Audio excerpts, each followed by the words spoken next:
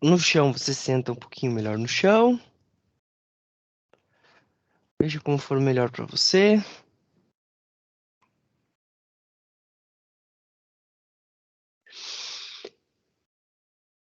E aqui vai aos pouquinhos percebendo mais um dia que você está aqui, vivo, viva.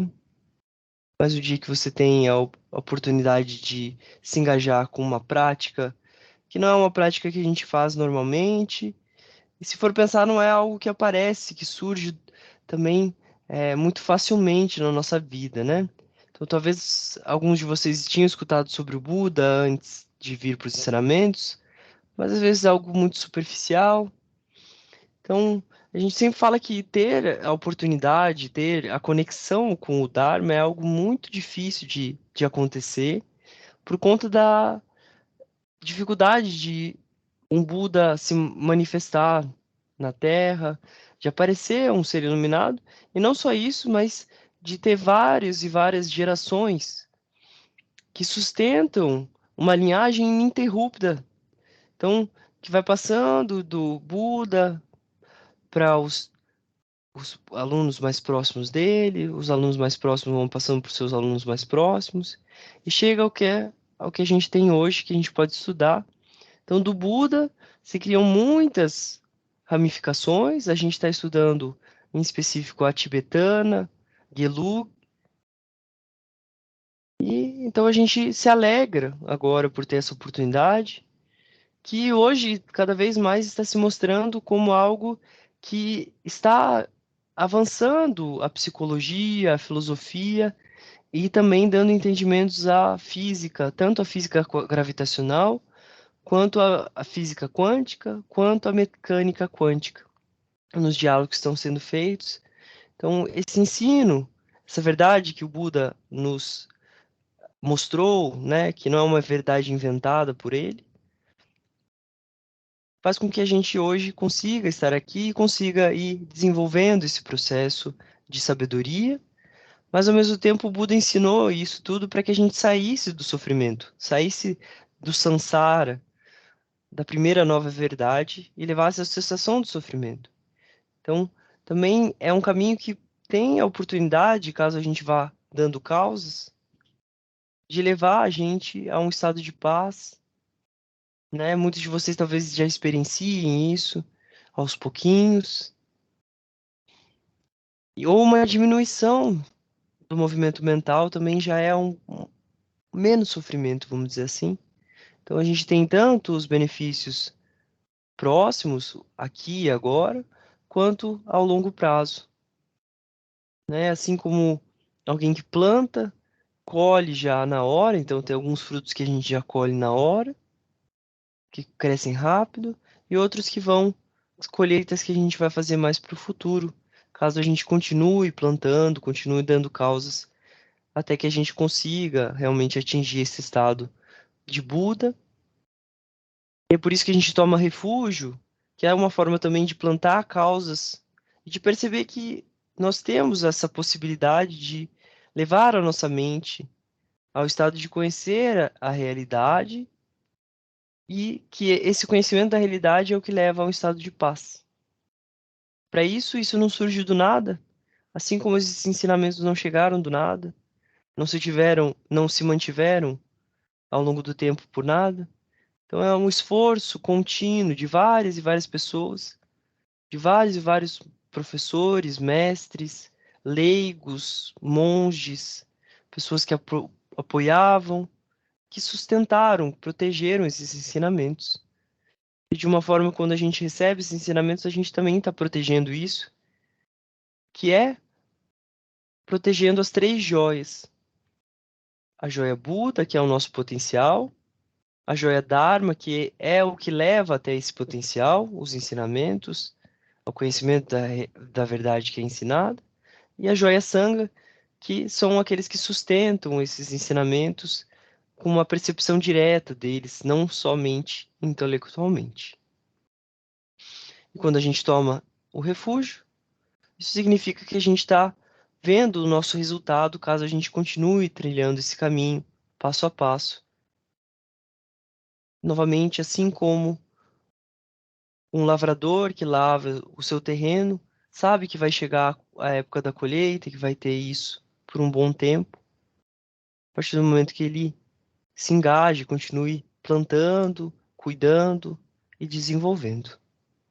Então, dito isso, aqueles que quiserem podem fazer o refúgio junto comigo. Se quiserem visualizar à sua frente uma esfera dourada, aqueles que já conseguem visualizar o Buda Shakyamuni podem visualizar, ou pode trazer Jesus, Maria, aqueles que representam para você um refúgio, ou simplesmente a imagem de você mesmo, no teu pleno potencial como Buda. Busque refúgio até realizar o completo despertar, no Buda, no Dharma e na Sangha. Pela prática da generosidade e das demais superações, posso realizar o completo despertar para o benefício de todos os seres sencientes. Busque refúgio até realizar o completo despertar, no Buda, no Dharma e na Sangha. Pela prática de ouvir, refletir e meditar no Dharma, posso realizar o completo despertar para o benefício de todos os seres sencientes. Samgye chodam suki chonam la, jeju bardo dagni kyapsuchi, dagin jinso kepetsonam ki, drola perche sangye droparsho. Então a gente corrige mais uma vez a nossa motivação, para que a gente utilize essa 1 hora, um pouquinho mais, um pouquinho menos, para desenvolver a nossa mente, para estar mais em paz. Mas que isso não seja somente de nosso benefício, mas possa chegar a todos os seres, seja em benefício de todos os seres. Procure manter essa intenção durante toda a prática. E agora você pode sair da postura de meditação, se você quiser.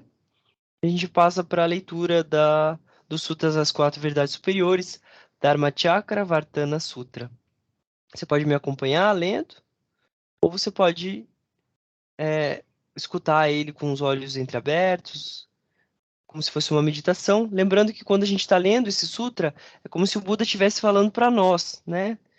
E, claro, ele está falando para renunciantes, mas ao mesmo tempo a gente também reconhece como se ele estivesse falando para nós, como se estivesse dando um conselho pessoal. Sutra das 4 Verdades Superiores. Assim escutei certa vez. O Buda, chegado em Benares, em Zipatana, lá ele se dirigiu aos 5 ascetas que praticavam um caminho sem resultados assim. Ascetas. Há 2 extremos aos quais aquele que renunciou às obrigações sociais e que segue a vida que busca sair dos sofrimentos não deve se entregar. Quais 2? O primeiro extremo é a busca da felicidade pelo cultivo e aumento dos prazeres sensoriais, por meio da aquisição constante de bens materiais e experiências sensoriais e do desfrute delas, pois não desenvolve a felicidade que permanece, não levam para uma satisfação que não se desfaz, não levam para uma realização definitiva da paz, não trazem o benefício último, que é a cessação definitiva dos sofrimentos. E o segundo extremo é a busca da felicidade pela mortificação de todos os desejos, pois isso não leva para uma realização definitiva da paz, não traz benefício da cessação definitiva dos sofrimentos. Evitando esses 2 extremos, o Buda despertou para o caminho do meio, que faz surgir o entendimento, que faz surgir o conhecimento, que resulta na paz, na experiência direta da felicidade que permanece, na iluminação, na completa cessação dos sofrimentos. E qual, ascetas, é o caminho do meio que levou o Buda para o mais elevado e completo despertar? Que caminho é esse que faz surgir o entendimento? Que caminho que faz surgir o conhecimento? Que resulta na paz, na experiência direta da felicidade que permanece, na iluminação, na completa cessação dos sofrimentos? É este caminho de 8 pares superiores. O entendimento correto, o pensamento correto, que resulta na renúncia ao egoísmo, na bondade e na não violência. A linguagem correta, a ação correta e o modo de vida correto, que resultam na conduta moral e ética correta. O esforço correto, que resulta na permanência das causas da felicidade e bem-estar. A atenção plena correta e a meditação correta, que resultam na cessação definitiva dos sofrimentos. Esses, ascetas, é o caminho do meio para o qual o Buda despertou, que faz surgir o entendimento, que faz surgir o conhecimento, que resulta na paz, na experiência direta da felicidade que permanece, na iluminação, na completa cessação dos sofrimentos. Agora, esta é a verdade do sofrimento. O nascimento aflitivo é sofrimento. O envelhecimento aflitivo é sofrimento. A enfermidade aflitiva é sofrimento. A morte aflitiva é sofrimento. Tristeza, lamentação, dor, angústia e desespero são sofrimentos. A união com aquilo que é desprazeroso é sofrimento. A separação daquilo que é prazeroso é sofrimento. Não obter o que se deseja é sofrimento. Em resumo, os 5 agregados condicionados pelo apego afetivo são sofrimentos. Agora, essa é a verdade da causa do sofrimento. É esse desejo fixado que conduz a uma renovada existência, acompanhado pela cobiça e pelo prazer, buscando o prazer aqui e ali. Isto é, o desejo fixado pelos prazeres sensoriais, o desejo fixado na expectativa, que leva para a visão do eternalismo, o desejo fixado em nenhuma expectativa, que leva para o aniquilacionismo. Agora, esta é a verdade do cessação do sofrimento. É o desaparecimento e cessação, sem deixar vestígios daquele mesmo desejo. Abrir mão, descartar, libertar-se, desapegar-se desse mesmo desejo. Agora, essa é a verdade do caminho da cessação do sofrimento. É esse caminho de 8 partes superiores ao sofrimento. O entendimento correto, o pensamento correto, que resultam na renúncia ao egoísmo, na bondade e na não violência. A linguagem correta, a ação correta e o modo de vida correto, que resultam na conduta moral e ética corretas. O esforço correto, que resulta na permanência das causas da felicidade e bem-estar. A atenção plena correta e a meditação correta, que resultam na cessação definitiva dos sofrimentos. Pela verdade do sofrimento, o sofrimento deve ser investigado para que seja compreendido, até que ele seja completamente compreendido. Assim, praticantes, com relação às coisas não ouvidas antes, sugiro em mim a correta visão dos fenômenos, o conhecimento não dual, o conhecimento investigativo, o conhecimento sem distorções e a iluminação. Pela verdade da causa do sofrimento, as causas devem ser investigadas para serem abandonadas, até que elas sejam completamente abandonadas. Assim, praticantes, com relação a coisas não ouvidas antes, sugiro em mim a correta visão dos fenômenos, o conhecimento não dual, o conhecimento investigativo, o conhecimento sem distorções e a iluminação. Pela verdade da cessação do sofrimento, essa cessação deve ser cultivada para ser realizada, até que seja completamente realizada. Assim, praticantes, com relação a coisas não ouvidas antes, sugiro em mim a correta visão dos fenômenos, o conhecimento não dual, o conhecimento investigativo, o conhecimento sem distorções e a iluminação. Pela verdade do caminho da cessação do sofrimento, este caminho deve ser desenvolvido até que seja completamente desenvolvido. Assim, praticantes, com relação às coisas não ouvidas antes, sugiro em mim a correta visão dos fenômenos, o conhecimento não dual, o conhecimento investigativo, o conhecimento sem distorções e a iluminação. Enquanto meu conhecimento e entendimento dessas 4 verdades superiores ao sofrimento, como na verdade elas são, as suas 3 partes e 12 aspectos, não estavam completamente estruturados desse modo, não reivindiquei ter despertado para insuperável, completo e perfeito despertar, nesse mundo e suas relações existenciais. Mas quando meu conhecimento e entendimento das 4 verdades superiores, como elas realmente são constituídas, nas suas 3 fases de construção, o conhecimento de cada verdade, o conhecimento das ações que devem ser realizadas em cada verdade, o conhecimento da realização direta de cada verdade, e suas 2 características de construção, a aplicação das 3 fases a cada uma das 4 verdades superiores estava completamente estruturada, então eu obtive a certeza de ter despertado para o insuperável e perfeita iluminação, nesse mundo com as suas relações existenciais. O conhecimento e o entendimento surgiram em mim. A realização que levou para a libertação de minha mente é inabalável. Encerrada está a minha vida nos ciclos de sofrimentos. Não há mais vir a ser na natureza do sofrimento. Isso foi o que o Buda disse. Os 5 ascetas ficaram satisfeitos e contentes com as palavras do Buda. Deixaram o caminho do ascetismo outrora praticado. Adotaram as 4 verdades superiores, o caminho de 8 partes superiores, e formaram a primeira comunidade dos praticantes pedintes de esmola, de alimentos. Maravilha, pessoal. Então, hoje eu vou falar um pouquinho para a gente refletir sobre a verdade do sofrimento. Então, a verdade do sofrimento ela tem que ser compreendida. Para ela ser compreendida, não basta que a gente acredite só porque o Buda está falando. Então, existem algumas formas de a gente saber sobre as coisas, né? O Buda divide ela em 3. Então, ele coloca assim: a primeira delas é aquela que é aprendida por uma autoridade, que é quando a gente aprende dos nossos pais, quando a gente aprende pela nossa cultura, quando a gente aprende porque outra pessoa falou, porque está escrito no livro, né? Isso não necessariamente é o nosso, ou porque é cultural, vamos dizer assim, né? Então, quando a gente, isso não é nosso entendimento, a gente aceita porque a gente fala, porque é assim que eu vivo, porque as coisas são assim, né? Então a gente não tem um entendimento, não compreende isso. O segundo ponto é a questão de ser aprendido por uma autoridade. A gente vai lá, escuta alguém falando, alguém que a gente acha que é muito entendido, né? Ou um padre, na época do Buda eram os brahmanes, né? Os sábios. E a gente vai lá e todo mundo tá falando, não, essa pessoa é muito inteligente, não sei o quê. E a gente vai, escuta a pessoa e a gente não compreende. A gente só simplesmente escuta e não leva para reflexão. Então a gente pode até ter o entendimento, né? A gente pode até reter, saber e poder até replicar, falar de novo, mas a gente não compreendeu.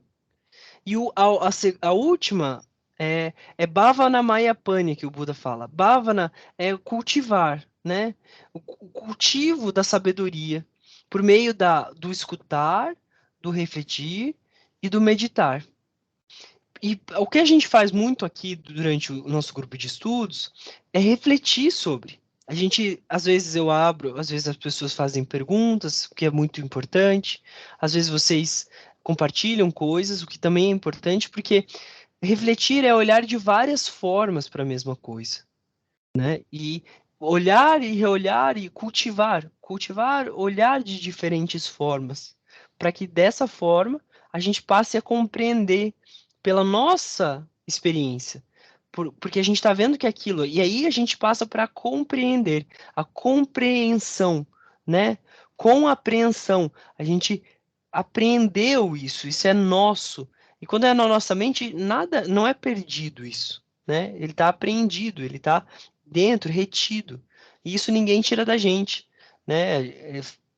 Isso os tibetanos demonstram muito, que eles foram, né, lá na época na década de 50, a Índia invadiu, e muitos monges, muitos professores, né, além dos civis e tudo mais, foram para campos de concentração. E eles perderam a liberdade deles, mas o conhecimento, a apreensão que eles tinham, isso os chineses não podiam tirar deles, né? Então isso é uma coisa importante a gente perceber, que aquilo que a gente apreende pela nossa sabedoria é um tesouro, porque nada tira da gente isso, né? É tipo, nada se perde dentro da compreensão budista, mesmo quando a gente esquece, ainda está ali, tá? Então, a verdade, essa é a verdade do sofrimento. Eu vou pular o nascimento aflitivo e vou deixar para depois. E aí a gente pensa, envelhecimento aflitivo. Todos nós estamos envelhecendo a cada momento, desde que a gente nasce, né? O Vinícius de Moraes fala, desde que a gente nasce já começa a morrer. Então a gente já está sempre envelhecendo, né? Por mais que a gente não queira ver isso, a gente tem sempre. E é aflitivo por quê? Porque a gente não tem controle. E porque leva a gente para o sofrimento. Então, quem tá um pouco mais velho, e a gente vai vendo isso. Quando a gente tem 20 anos é uma coisa. Quando a gente tem 25, outra coisa. Quase 30, que nem eu tô agora, outro corpo, outras coisas. Outra forma do meu corpo lidar com a comida, com outras coisas nesse sentido. Então, a gente perceber, olha, eu tô envelhecendo. Então, isso é sofrimento. A enfermidade aflitiva é sofrimento. Quando a gente fica doente, é um sofrer. Só que o Buda não está só apontando para a questão de quando a gente fica doente. Se a gente está saudável agora, uma das questões que o Buda ensina para a gente é a impermanência. A impermanência é o rico, o pobre, o branco, o preto, o japonês, o chinês, o mongoliano, todos estão na mesma esfera da enfermidade, do envelhecimento e da morte. Todos, sem exceção, por mais que eles não estejam passando por um problema agora, nesse exato momento, isso é porque de algum momento, por algum motivo, por algumas condições, eles estão não experienciando isso. Mas por conta que as coisas mudam, por conta que cada momento o nosso corpo está envelhecendo, uma hora isso vai se tornar uma enfermidade e uma hora a morte vai vir. Então, todos nós né? E isso eu estou trazendo isso para a gente perceber que o Lama Yeshe coloca que todo mundo tem o mesmo problema. Isso a gente foi tratou na última aula. Então, todos nós temos o mesmo problema e todos nós precisamos de ajuda. Claro, quem está numa situação de vulnerabilidade, como a gente falou, é aquela exceção que o Lama Yeshe falou, né? Aí a gente tem que defender, a gente tem que trazer, ajudar essas pessoas para que elas não fiquem sofrendo além do que já tem esses sofrimentos, vamos dizer assim. Aí ele coloca aqui, o Buda, né? Tristeza, lamentação, dor, angústia e desespero são sofrimentos, né? Então, todos esses estados mentais são sofrimento. A união com aquilo que é desprazeroso é sofrimento. Então, quando a gente encontra aquela pessoa que a gente não gosta, ou alguém que vem visitar que a gente não gosta, a gente se sente. Não é um sofrimento externo, é um sofrimento dentro da nossa própria mente. A separação daquilo que é prazeroso é sofrimento. Então, quando a gente é separado de quem que a gente gosta, né? Quando a gente é separado de porque uma pessoa morreu ou porque uma pessoa, né? Todo mundo já passou por aqui por isso. E então isso é uma coisa que todos nós também passamos, todos nós compartilhamos juntos disso. Não obter aquilo que se deseja é sofrimento, né? Quando a gente quer muito uma coisa, a gente vai lá, começa a fazer exercício, porque a gente está desconfortável e a gente sente, né? A gente não melhora da dor no primeiro momento e a gente não encontra aquilo que a gente quer, né? Ou a gente vai comer uma coisa e dá dor de barriga na gente.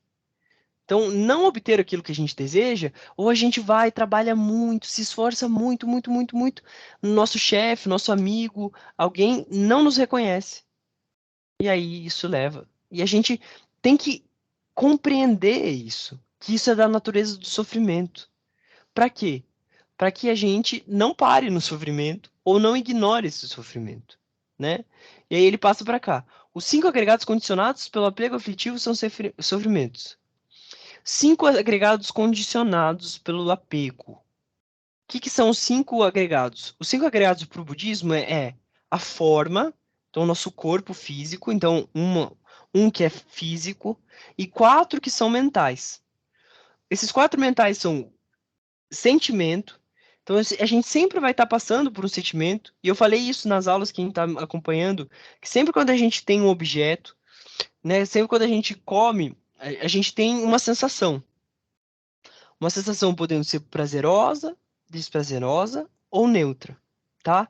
Então, esse é um dos agregados. Então, forma, sentimento, discriminação é mais um mental. Então, discriminar das coisas, bom, ruim, né? Tudo isso. Fatores composicionais, que é tipo memória, tipo atenção. São 50 é, 49, né? Dependendo. Mas eu não vou me aprofundar nisso, é só para vocês saberem. E o último é a consciência. Então, esses são os 5: consciência, fatores de composição, discriminação, sensação, sentimento, né? E forma, matéria, né? Matéria-forma.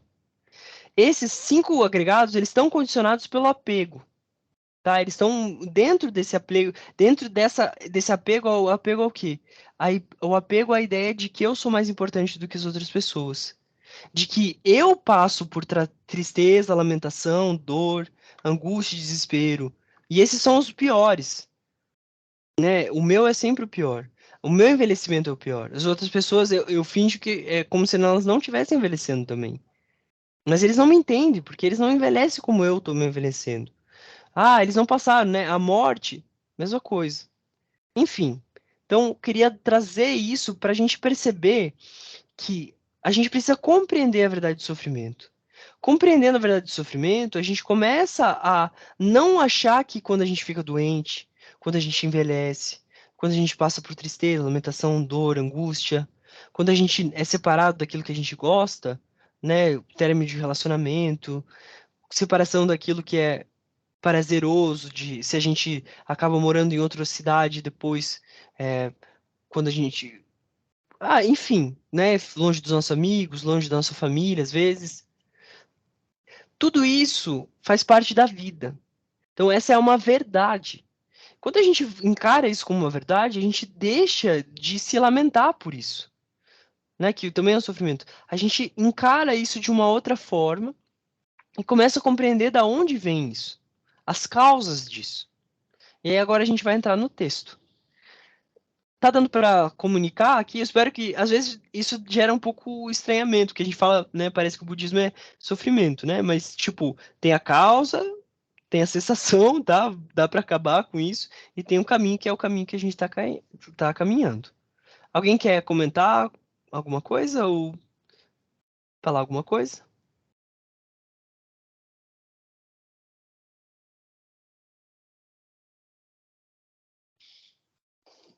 Então tá bom, acho que o Aqui pessoal tá também. tranquilo, Matheus. Beleza, maravilha, obrigado, Gabriel. E aí vamos continuando aqui, né? E aí ele fala assim: o meu problema básico é o mesmo dele? Sim. O problema básico de todos é o que chamamos de ignorância. Não compreender a natureza da mente descontente. Enquanto você estiver esse tipo de mente, você se encontra no mesmo barco que os outros. Essa incapacidade de ver a realidade não é um problema exclusivamente ocidental ou oriental. É um problema humano. Então, qual realidade, né? De enxergar que, num primeiro momento, a vida é nascer, crescer, envelhecer, ter enfermidades no meio disso, ter problemas de relacionamento, enfim, várias dessas coisas, e depois morrer. Essa é a forma, né? Só que a nossa mente, ela não enxerga dessa forma. A gente cria uma ilusão. E a gente é ignorante perante essa realidade da vida. E por não adentrar a olhar o que é isso, a gente não consegue adentrar nas causas disso. A gente fica só na superfície lá que ele falou, né? A superfície é envelhecimento, uma onda.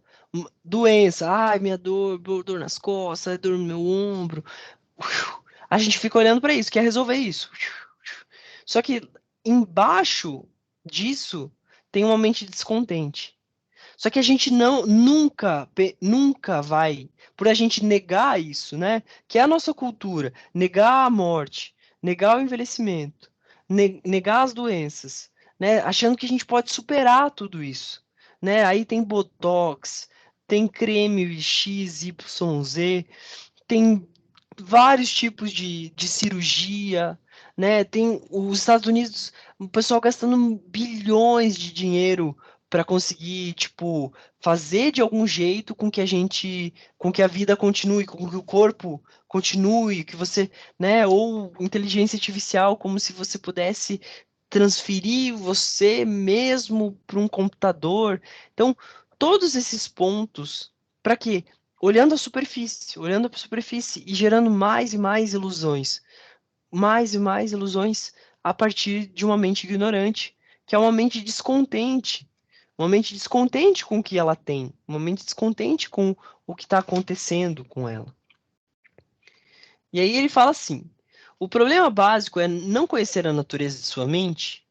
E Lamayeshi responde: sim, certo. E a mente de todos tem a mesma natureza? Sim, a mesma natureza. Que foi o que a gente falou, todos estamos na mesma natureza. Todas as pessoas têm o mesmo tipo de problema básico? Daí a gente tá, né, eu tô recapitulando aqui. Sim, mas existem diferenças. Por exemplo, 100 anos atrás, as pessoas no Ocidente tinham determinados tipos de problema. Então, quem é mais antigo sabe disso, né? Há 50 anos atrás era diferente, há 30 anos atrás era diferente. Principalmente através do avanço tecnológico, muitos desses problemas foram resolvidos. Mas agora outros problemas surgiram no lugar deles. É isso que estou dizendo.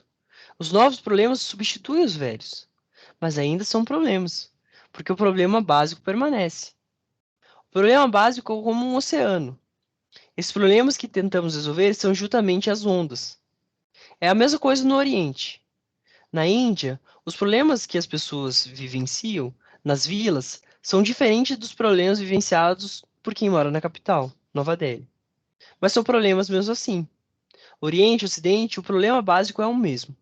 Então, isso é importante, né? Para a gente parar para a gente parar, não. Para a gente começar, se a gente quiser, não discriminar tanto entre rico, só ajudar o rico, só ajudar o pobre, só ajudar o preto, só ajudar o branco, só ajudar, né? Tipo, novamente, é importante cuidar daqueles que estão em vulnerabilidade e que estão em menor, como que se diz? Estão numa situação de vulnerabilidade. Então, o pessoal da guerra é importante, né?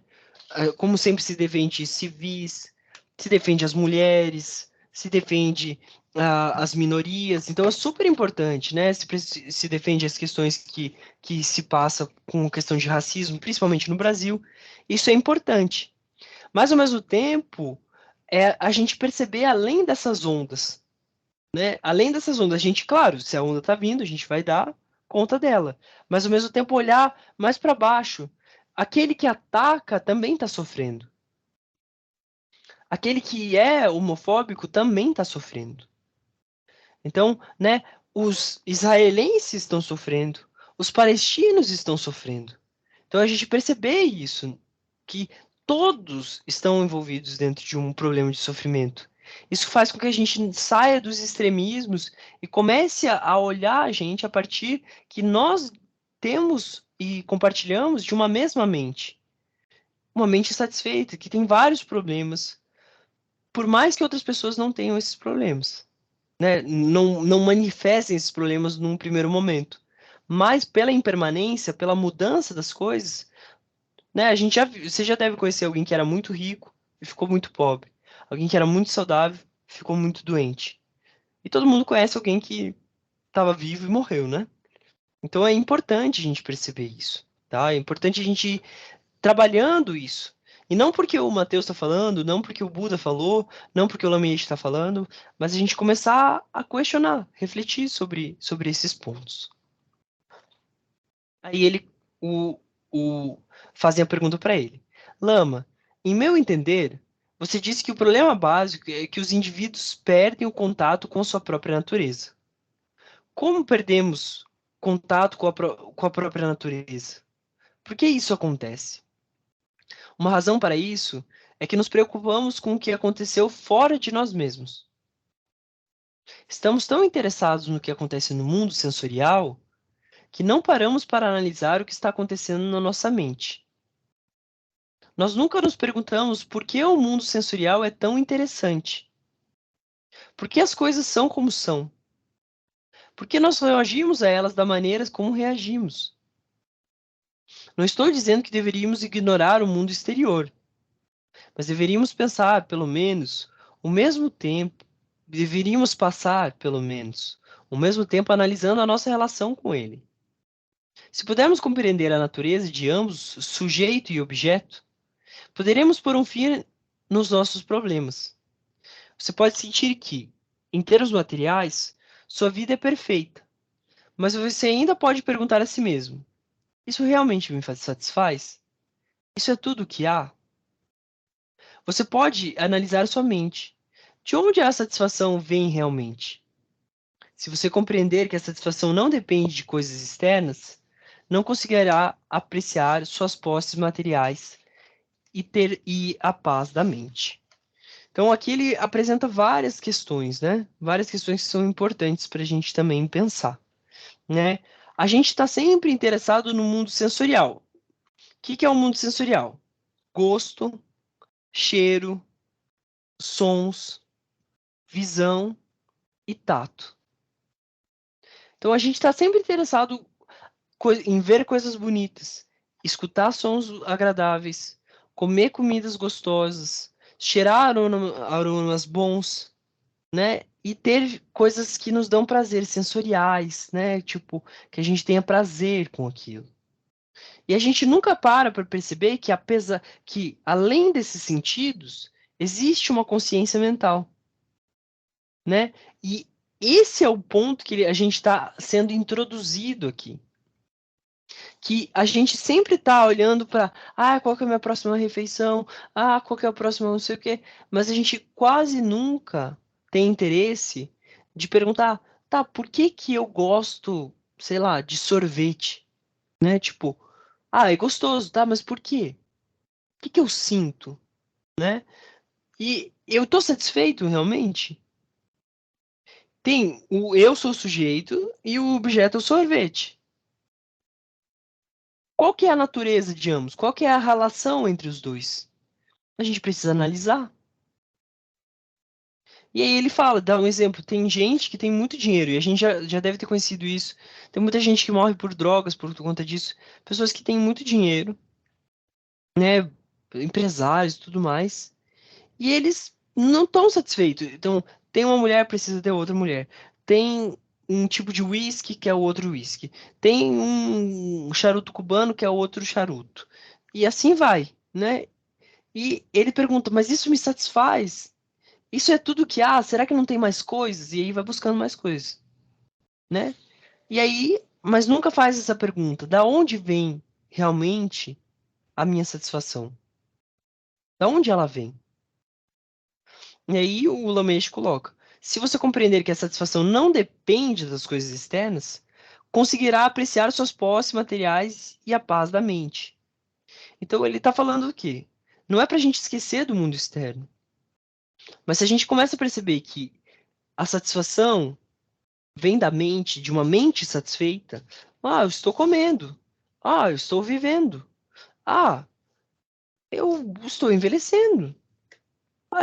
Mas enquanto eu estou envelhecendo, eu posso ter uma casa, eu tenho aqui, eu posso fazer isso, eu posso fazer aquilo, eu posso analisar minha própria mente.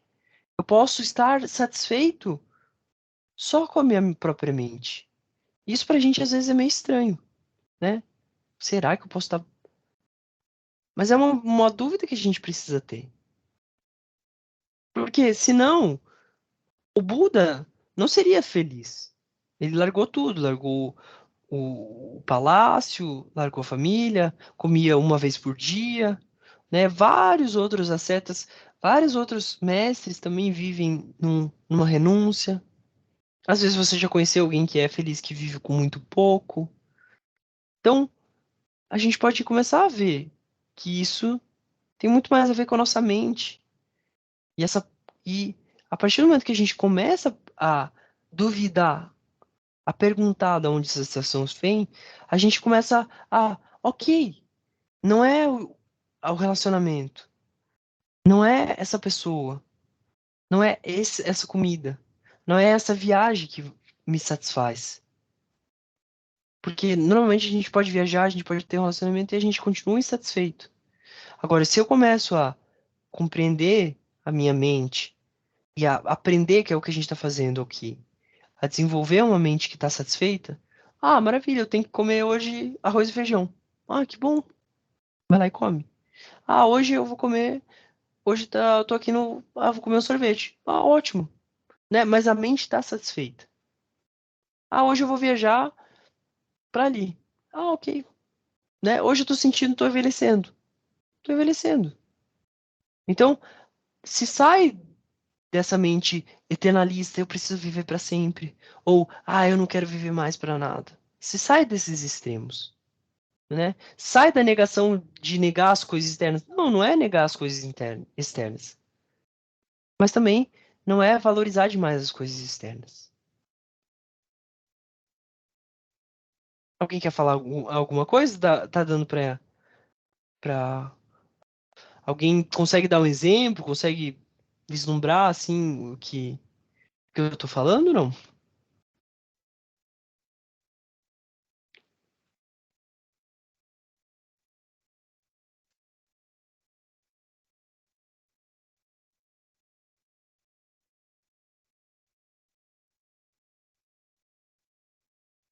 Posso comentar uma coisa?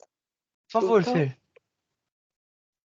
você estava falando do envelhecimento, eu estou passando exatamente por isso agora, assim, eu me pego pensando muito sobre isso, porque eu estou com 41 e agora eu comecei a ter sintomas de pré-menopausa, então eu tenho pensado muito sobre isso, então eu me identifiquei muito com tudo que está sendo dito, porque eu sempre fico analisando como que eu me comporto, e como que as mudanças físicas e emocionais influenciam na minha vida.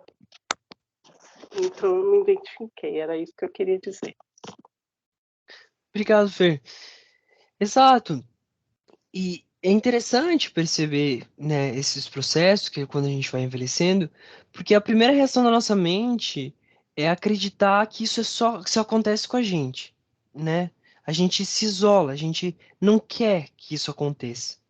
Então, é uma briga contra a realidade, porque é uma mente que deseja, que busca prazer aqui e ali, né? Que busca como que eu saio disso, mas não percebe que é uma mente que está insatisfeita, que tem um apego por debaixo disso, de um bem-estar. Claro, né? Tipo, a gente ainda tem uma ideia de que é uma ilusão, é quase que tipo, eu queria que fosse assim para sempre, né? Que é a questão do eternalismo, mais ou menos. E quando a gente começa a encarar ah, essas dificuldades, né? Porque é uma dificuldade, esses sofrimentos, a gente começa a falar, tá, ok, se eu estou assim, o que eu posso fazer para isso? E, e aí a gente vai perceber que tem várias pessoas que estão dando apoio para outras. Por quê? Que estudaram, que verificaram, né? Olharam para dentro de si. E a gente vai conseguindo o quê? Ok, eu estou nessa fase da minha vida. E em vez de eu ficar descontente, não é tipo ficar, uhul, estou assim, né? Eu acho que não é esse o ponto. Mas é realmente esse processo de aceitação da vida, né? De aceitação disso e de perceber que se eu quiser viver para frente, eu estou gerando imprints mentais que eu quero continuar vivendo numa ilusão de que é possível ter uma vida, que é um pouco que eles falam no nascimento afetivo, que é um nascimento que a gente quer que a gente nasça sem dor, sem nada. Só que, na verdade, a vida é assim.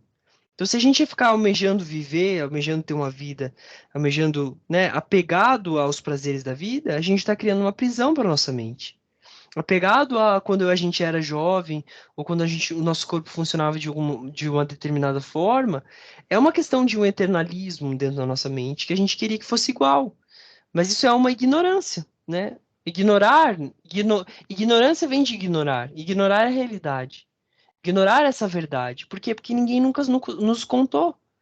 A gente sempre ignorou isso, né? E essa ignorância faz com que quando surja, em vez de a gente encarar, né, e olhar e, putz, e ainda é sofrimento, e aí o Buda vem, isso é sofrimento.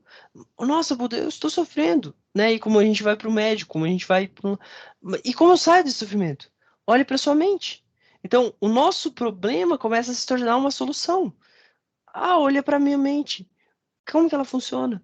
Por que que eu quero que seja diferente? Por que que eu estou brigando com isso? Então, o nosso problema começa a se tornar a própria saída. O sofrimento, que num primeiro momento parece, meu Deus, sofrimento, esse budismo que só fala de sofrimento, e a minha vida já é sofrida, ainda eu queria ouvir outra coisa, sabe? Não, o sofrimento é a porta de saída do próprio sofrimento, da cessação do sofrimento. Mas para isso a gente precisa encarar isso, encarar a realidade, né? Parar de ignorar, de ser ignorante perante a realidade. E é isso que a gente está, pouco a pouco, não é um trabalho simples, né? Lembrando que no budismo tem uma questão de que a nossa mente não é diferente dos sentidos, os sentidos precisam de algo externo, a mente precisa de algo interno. E no conceito do budismo, essa mente continua. E ela vai, não teve começo nem tem fim. Então a gente precisa trabalhar na mente. Alguém quer fazer mais algum comentário sobre relação a isso? Se não, continua aqui o texto.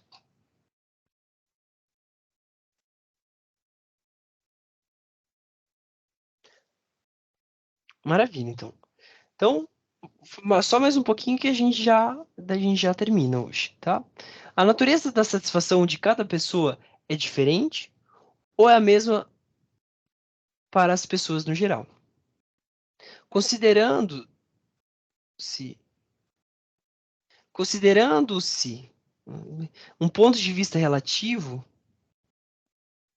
cada indivíduo tem o seu jeito de pensar, sentir e discernir. Consequentemente, o prazer que cada pessoa sente é individual, relativamente. Então, isso que é importante, né? Considerando um ponto de vista relativo. Então, individualmente, cada um de nós gosta de uma comida, né? Tem o nosso jeito de pensar, de encarar a vida, de sentir. Então, alguns são mais. Eu não consigo chorar, por exemplo, né? Então, eu não tenho isso de chorar. Já Yasmin é um pouco. Tem mais essa questão de sensibilidade de conseguir, né? Outras pessoas têm mais questões de lidar. Mais de uma forma mais intelectual, outras mais emocional. A gente tem diferentes formas de discernir determinadas situações, né? E o nosso prazer também chega para nós de uma maneira individual. Então, tem gente que sente prazer de uma forma, tem gente que sente prazer de outra forma. Isso num plano relativo. Então, no plano individual, no plano de cada um de nós sendo cada um de nós. Mas, ao mesmo tempo, como a gente viu desde o começo, todos nós compartilhamos de uma mesma mente, de os mesmos 5 agregados, né? Aqueles 5 agregados que eu falei. E aí ele continua. Mas se você analisar mais profundamente, se você olhar os níveis de sentimento, felicidade, alegria profundos, mais duráveis e inalteráveis, verá que todos podem alcançar níveis idênticos de prazer. Então não é só do Buda Shakyamuni, só ele pode ser, né? Tipo, ter aquele prazer, só os mestres, só. Não. Todo mundo tem o mesmo potencial.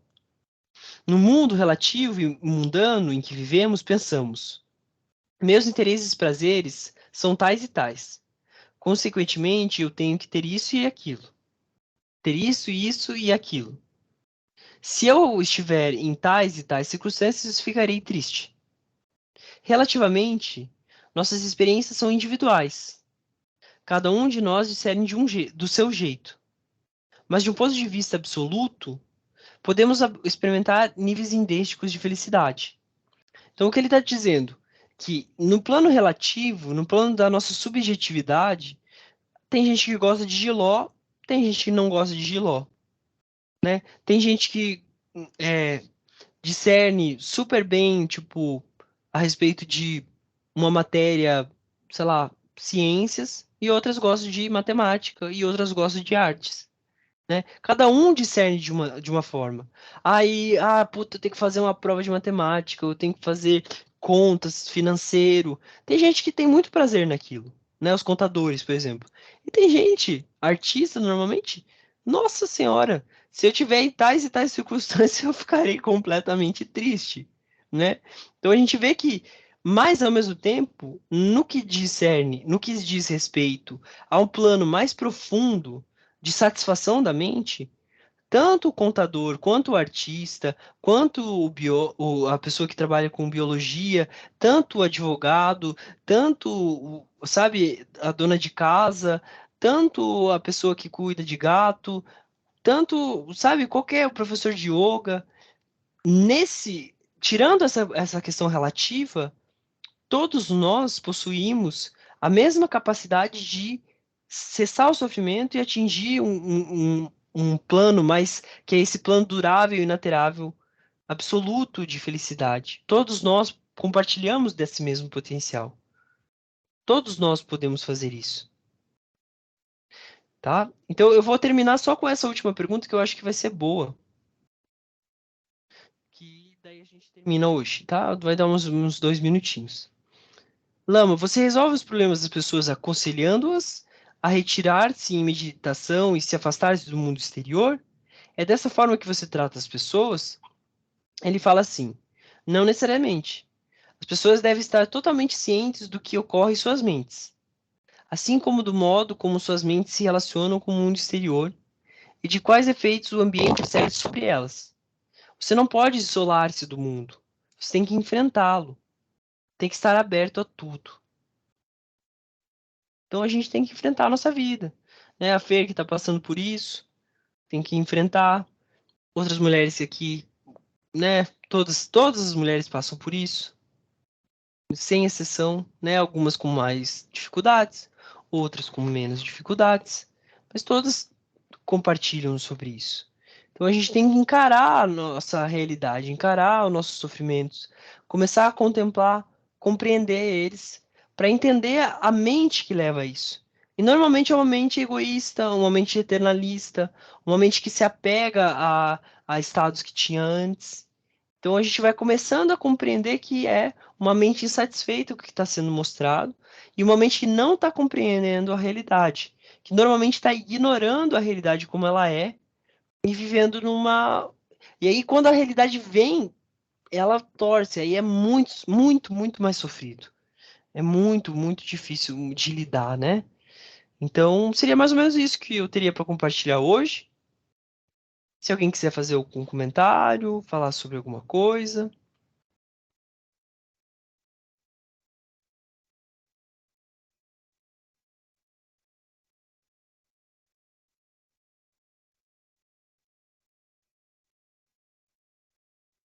Ninguém quer falar mais nada? Então, tá bom.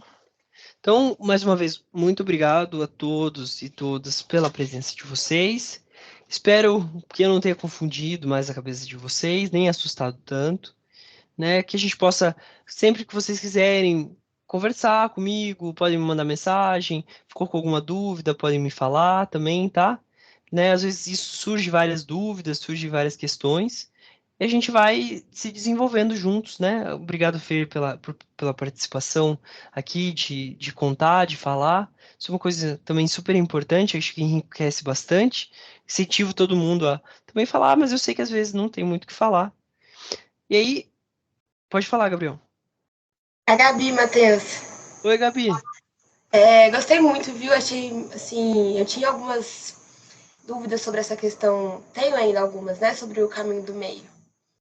Eu achei que você falou de um jeito muito mais simples para poder compreender, sabe? Queria trazer isso, foi muito bom. Que bom, Gabi. Obrigado. É um caminho bem sutil. Ele é, assim, ele não é muito simples, não, assim, sabe? Uhum. Mas que bom que deu para tirar um pouco de dúvida. Isso já é importante. Grata, viu? Obrigado você.